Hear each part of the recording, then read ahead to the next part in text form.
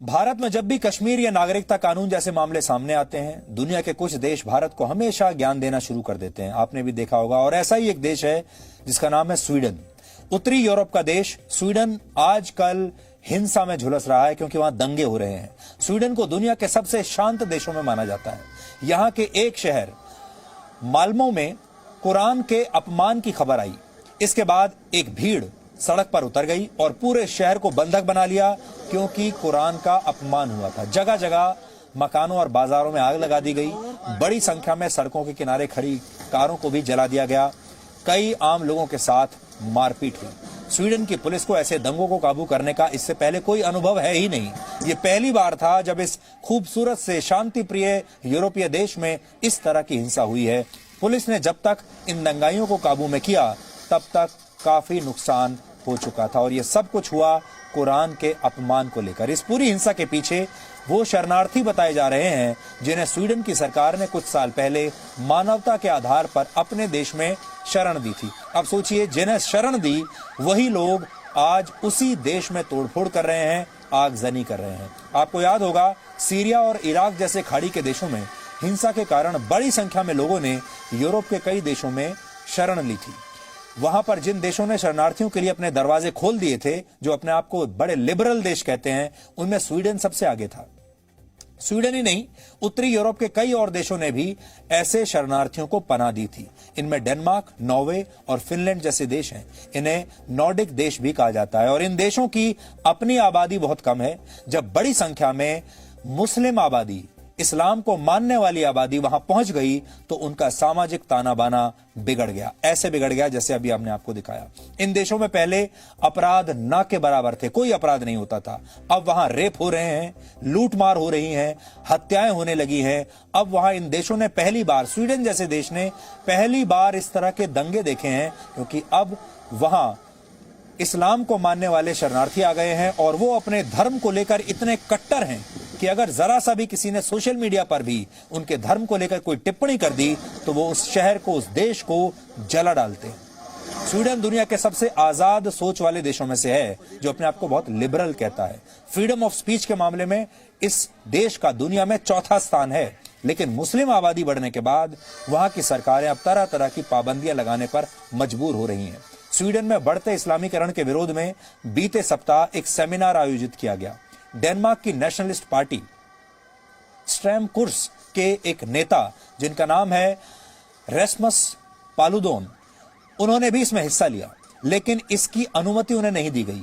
उन्हें गिरफ्तार भी कर लिया गया और इसी दौरान कुरान की प्रतियां जलाने की अफवाह वहां पर फैल गई। स्वीडन में हुई हिंसा के बाद से आसपास के देश जैसे नॉर्वे और डेनमार्क में भी तनाव बढ़ गया। नॉर्वे में भी तोड़फोड़ और पुलिस पर हमलों की तस्वीरें वहां से आ रही हैं।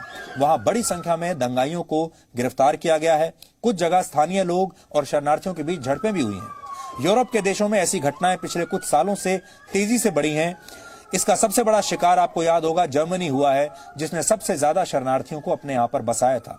जर्मनी के कई शहरों में अपराध बढ़ गए हैं और कई जगह मुस्लिम शरणार्थियों के इलाके बन चुके हैं, जिनमें जाने से वहां की पुलिस भी अब डरती है। एक तरफ स्वीडन और नॉर्वे हिंसा की आग में झुलस रहे हैं, दूसरी तरफ उन्हीं के पड़ोसी देश पोलैंड में आज भी अमन, शांति और चैन है। क्यों है ये भी समझिए। पोलैंड वो देश है जिसने एक भी मुस्लिम शरणार्थी को अपने देश में प्रवेश नहीं करने दिया। इसके लिए उसकी काफी आलोचना भी हुई थी। पोलैंड की सरकार ने कहा है कि मुस्लिम शरणार्थियों को घुसने न देने की उनकी नीति आगे भी ऐसे ही जारी रहेगी। स्वीडन दुनिया के कुछ गिने चुने देशों में से है जिसने कश्मीर में धारा 370 हटाने के विरोध में दुनिया भर में अपना बयान जारी किया था।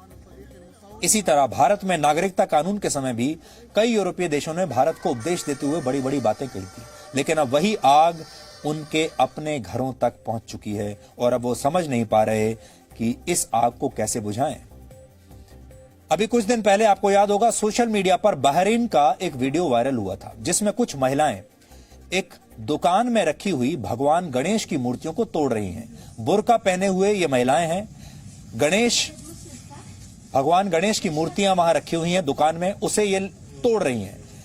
उस घटना पर लोगों में नाराजगी थी, लेकिन आपको ये याद होगा कि भगवान गणेश की इन मूर्तियों को खुलेआम ऐसे तोड़ने के बावजूद भी वहां पर ना तो कोई दंगा हुआ, ना कोई आगजनी हुई। आए दिन हिंदू देवी देवताओं के अपमान की घटनाएं आपको सुनने को मिलती रहती हैं, तस्वीरें देखने को मिलती रहती हैं। अभी कुछ दिन पहले ही प्रयागराज में एक महिला पकड़ी गई जिसने भगवान राम और सीता के बारे में आपत्तिजनक भाषा का प्रयोग करते हुए एक वीडियो जारी किया था। लेकिन उसे लेकर भी हमारे देश में ना कोई हिंसा हुई, ना कोई दंगा हुआ, ना कोई खून खराबा हुआ। लेकिन बेंगलुरु में आपको याद होगा, बेंगलुरु में फेसबुक पर किसी ने कुछ टिप्पणी कर दी और वहां पर दंगे हो गए और वहां की जो मुस्लिम भीड़ है वो सड़कों पर उतर आई। 2 पुलिस स्टेशन, 2 थानों को जला दिया। स्वीडन और नॉर्वे में जो कुछ हुआ वैसा अपने देश में हम अक्सर देखते रहते हैं। हाल ही में दिल्ली और बेंगलुरु में ऐसी हिंसा हुई। दिल्ली में हिंसा के पीछे सबसे बड़ा कारण यह था कि कुछ लोगों ने अफवाह फैला दी कि नागरिकता कानून जो नया बना है, सरकार ने जो बनाया है, वो इस्लाम विरोधी है। इसी तरह बेंगलुरु में एक सोशल मीडिया कमेंट के कारण हिंसा हो गई, जबकि वो कमेंट भी एक आपत्तिजनक पोस्ट के जवाब में किया गया था। किसी भी सभ्य समाज में मजहब के नाम पर ऐसी हिंसा कभी स्वीकार नहीं की जा सकती। दिल्ली हो, बेंगलुरु हो या स्वीडन हो, पूरी दुनिया को यह सोचना होगा कि हम इस समस्या का हल चाहते हैं या फिर सच से आंखें मूंद कर हम लोग बैठे रहेंगे। और आज स्वीडन को भी अपनी गलती का एहसास हो गया होगा। Presenting B News app, available on Google Play and App Store. Download it now.